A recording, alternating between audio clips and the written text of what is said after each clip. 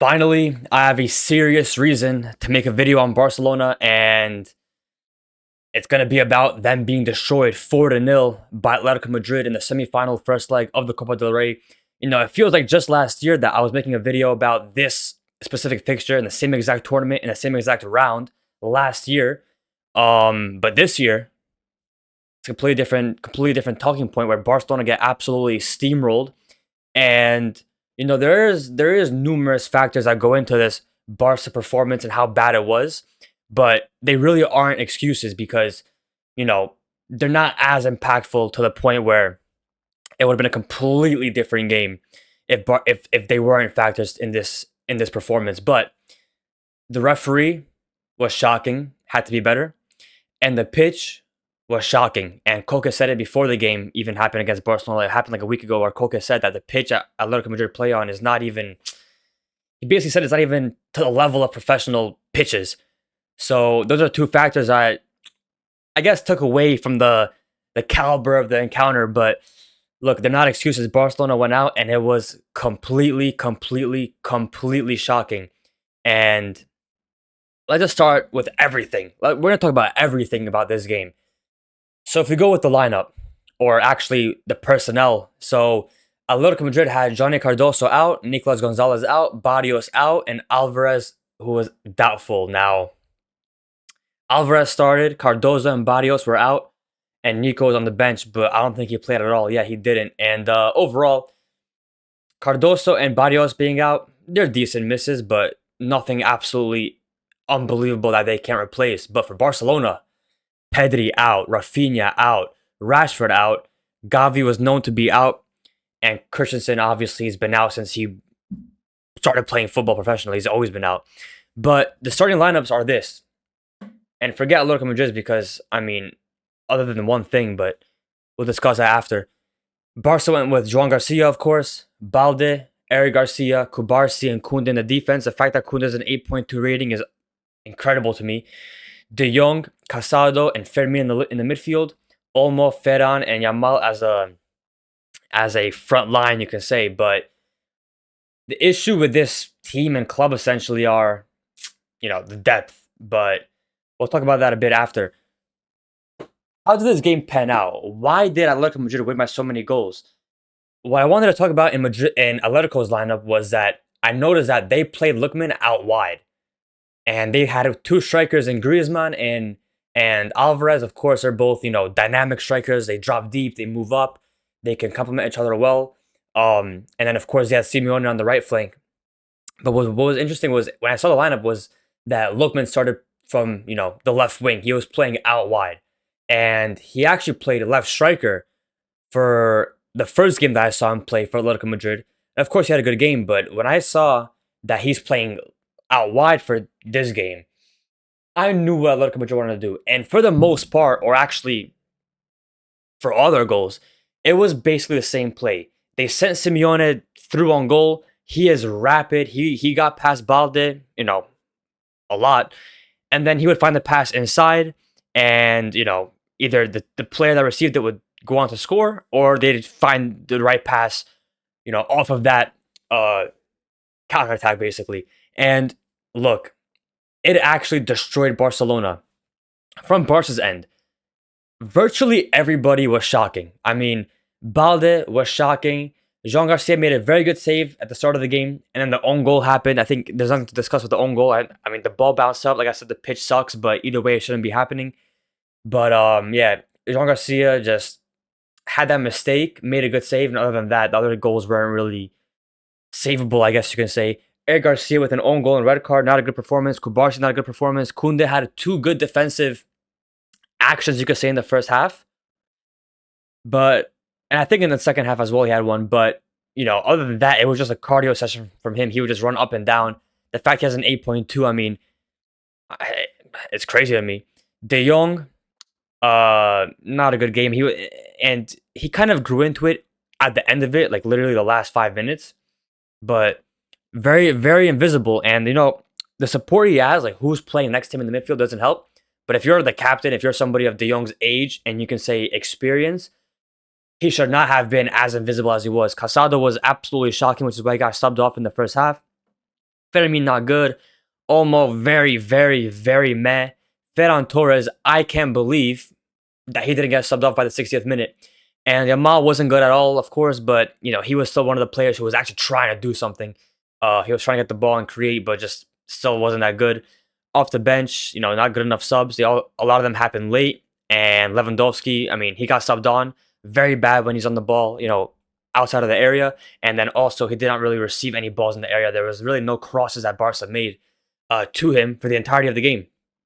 But look, why did this happen basically? What was the issue for this game? And can I say I didn't see it coming? No, I really can't, because this is why I actually go into this after, but if we start with why this happened, Hansi Flick decided to deploy the exact same system that he always does. The high line, have the number 10 in the midfield instead of having like a 4-3-3 kind of style. He loves having the number 10, the attacking midfielder. Instead of starting three midfielders that can hold it down well, or be good in possession. But he basically didn't compromise his ideology to actually try to put Barca in the best position to win this game. And that's where Hansi Flick, I guess the term is suffices as a manager, because he will live and die by his ideology. And as a manager, sometimes you have to adapt to certain games, to certain situations, especially when Barca have two players like Pedri and Rafinha out. And the point is that Hansi Flick should have went for a more reserve system to at least try to get not even a result, but not lose by 4. And I think, the other issue is that Barca has no depth. I mean, you have Pedri and Rafinha out, and instantly the team becomes amateur. I mean, you have two players that are imperative to their specific, positions especially, but of course the team and how they press and how they control the ball and how they create chances, that when you have just two players missing, the entire team looks amateur. So you have two players missing, the team goes from one of the best in the world, they're out, and now they're an amateur team, it looks like. So it's just very poor depth, and Barcelona has suffered in the transfer windows for a few windows now, and they do things like sign Cancelo on a free. Cancelo does absolutely nothing for what Barca need right now. Absolutely nothing except provide some type of depth in some situations for left back and right back, because he isn't good defensively. And Barca have suffered, and like I said, I can't really say I didn't see it coming. I'm gonna get into this part of the video now.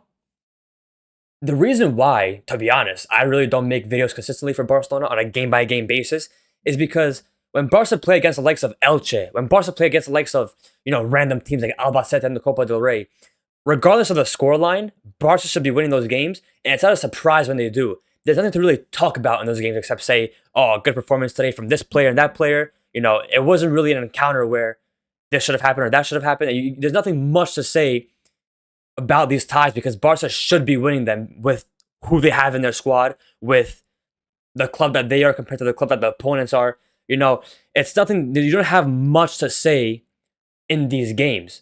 So that's why I only really feel inclined to make videos about Barcelona in big games like this, or about the Super Cup against Real Madrid, or about just UCL knockout ties, because there really isn't much to talk about. And with that being said, I really don't take performances or wins against these types of opposition. With I don't regard them highly. I don't view them and say, "Wow, Barcelona are a serious team now." What I actually do in those games is I look at the team, and even if they won or they didn't win, I notice the issues that they have, because if smaller teams can capitalize or make those issues visible, then a bigger team will destroy Barcelona in those weaknesses. Where those weak points are, and that's why I don't get too excited about Barcelona when they go on these, like, for example, 10-win streaks or 11-win streaks.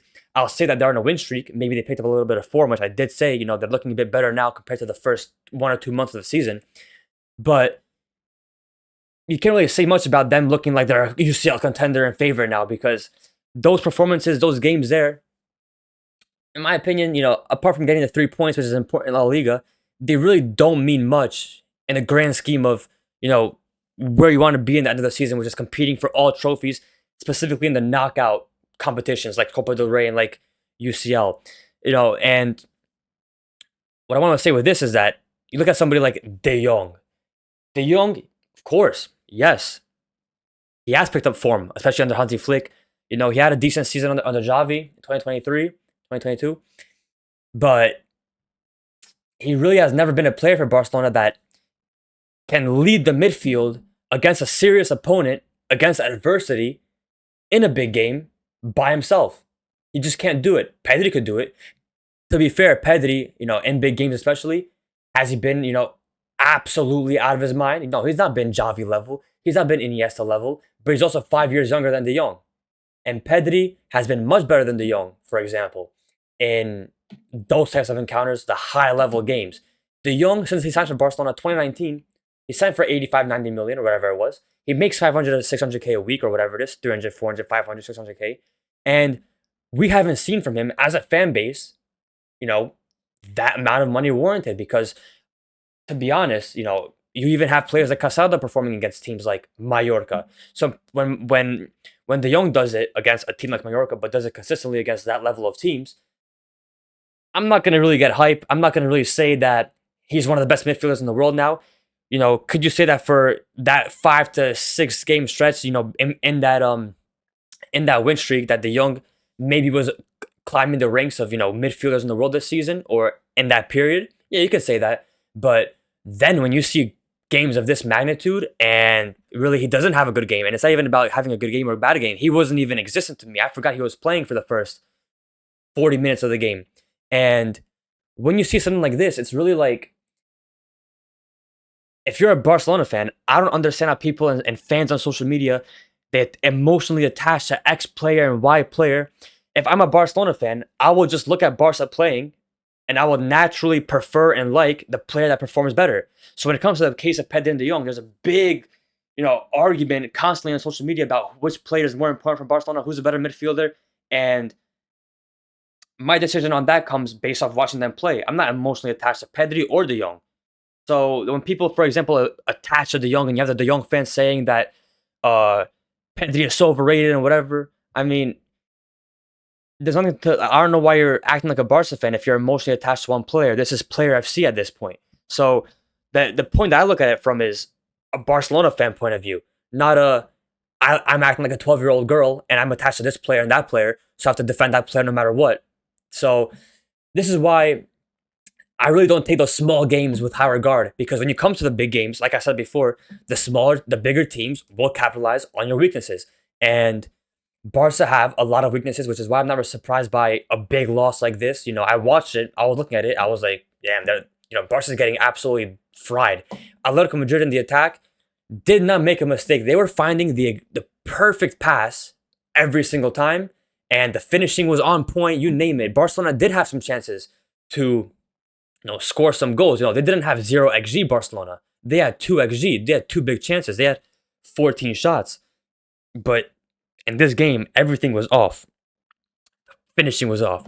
The defending was shocking. Flick's tactics were off. Flick's subs were off. Just everything was bad. The depth of the squad, everything you can name from top to bottom in this game showed about, why Barca isn't where fans think they are or where they want to be. And it comes down to a lot of it being squad depth. It comes down to Hansi Flick being able to adapt to certain situations. And I'm not going to be like one of those fans on social media that says, Flick out, sack Flick. Where Flick's gotten this Barca team so far, with the little amount of support he's gotten in the transfer market, is incredible. What he did last season was incredible.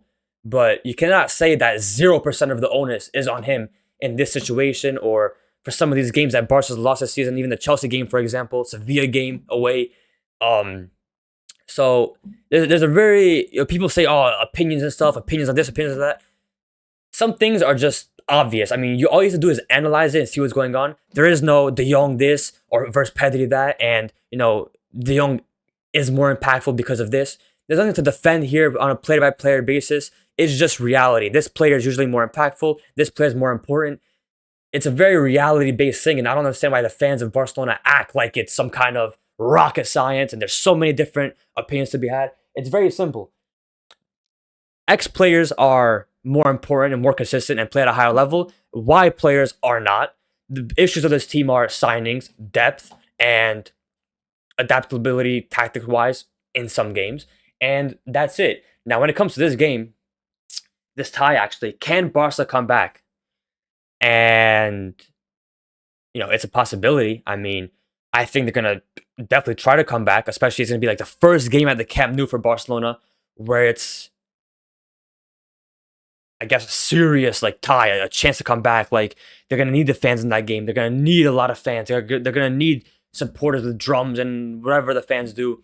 They're gonna need La Grada to try and be present for that game if Laporta lets him come back. But is it possible? I mean, Barca hasn't beaten Atletico Madrid by more than 3 goals in over 10 years. I think it was 2011 the last time they've won by 3 goals. 3 goals flat under Javi.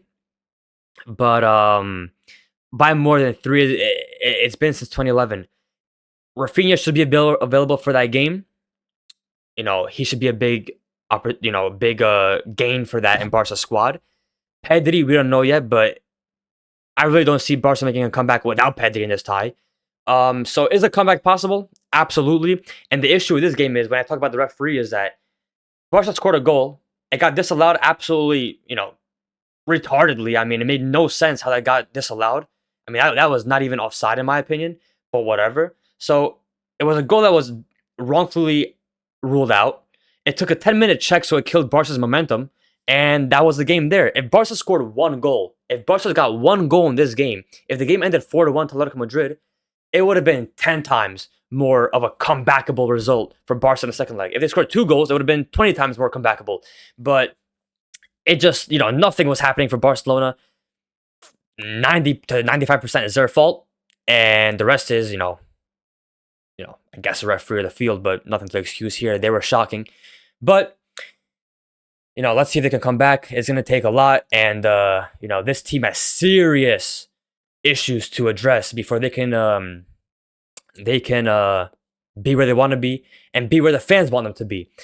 But like I said, look, I have no inclination to make videos about Barcelona when they play against La Liga fodder because there's nothing to really talk about except make a 5-minute video about the player ratings and, oh, nice goal from this guy, that guy. But, maybe I will start doing it to talk about more about the issues that the team faces and why they'll be exposed more against bigger teams. But, yeah, let me know what you guys think. Can Barca come back? And I'll see you in the next video.